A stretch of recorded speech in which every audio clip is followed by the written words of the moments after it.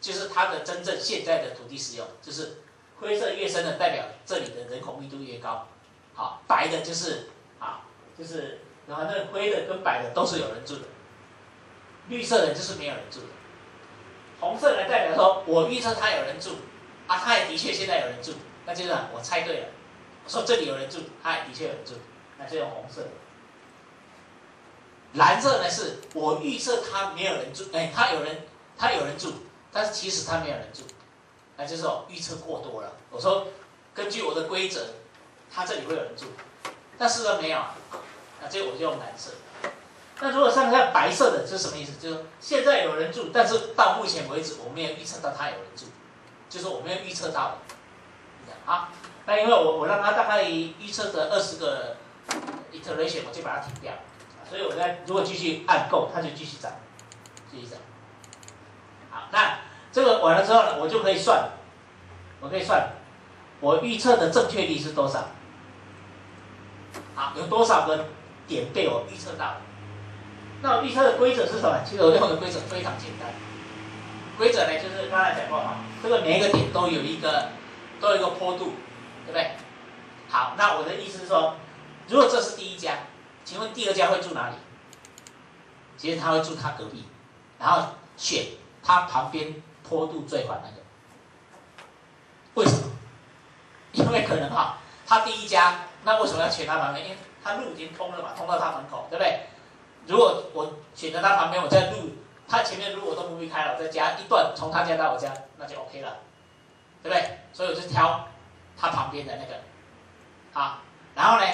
它旁边呢的坡度呢，我当然选最缓的坡度最好，我干嘛找那个坡度很陡的，不好开发了，对不对？好，所以就是这个规则呀，我就从这个起始点开始，我只要旁边找，从旁边找，然后找坡度最好，那个就下一个可能被开发。好，然后第三个呢，当然就找第二个跟第一个里面，看第一个跟第二个里面哪一个附近跟它相邻近，哪一个最缓的，就往那边找，它就会。一路这样涨过来，有一个一直涨不出来的，就是这一块，这块是什么呀？这个就是台北小城。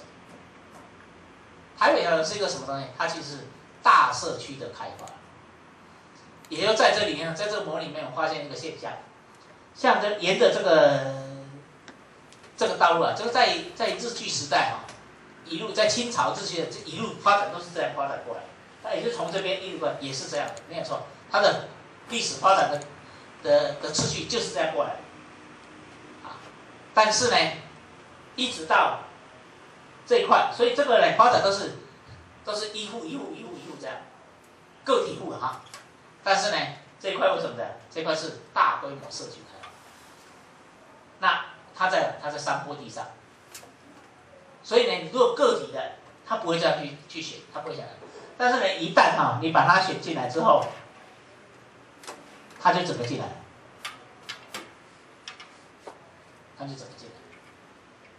好，正确率蛮高的。那 OK， 这里其实简单讲说，你从这里面会看到不同的都市成长的空间规则。好，你看它这个整个对了。还有一个问题呢，就是你看这个会变成蓝色很多，代表是什么？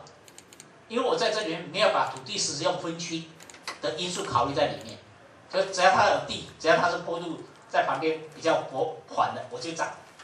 结果呢，这样就会把这些也都开发了。但事实上现在没有，就表示我是称说这个是我们的土地使用发挥了作用。我们的 zoning 的效益是什么？就在这里，让本来按照那个规则会长出来的，我不让它长，这是 zoning 的规则。好，那我们大概是先讲到这样了这些是一些应用一些应用，那让你们知道。那你们有兴趣的话，你们可以上我的网站看看其他的。下一次有机会我们再跟大家讲那个人口的预测，人口预测那个是system dynamic 动态系统分析用的，都整合在这个系统里面。所以你们如果有兴趣这个是一个值得好好 study 的一些软体工具。好，那。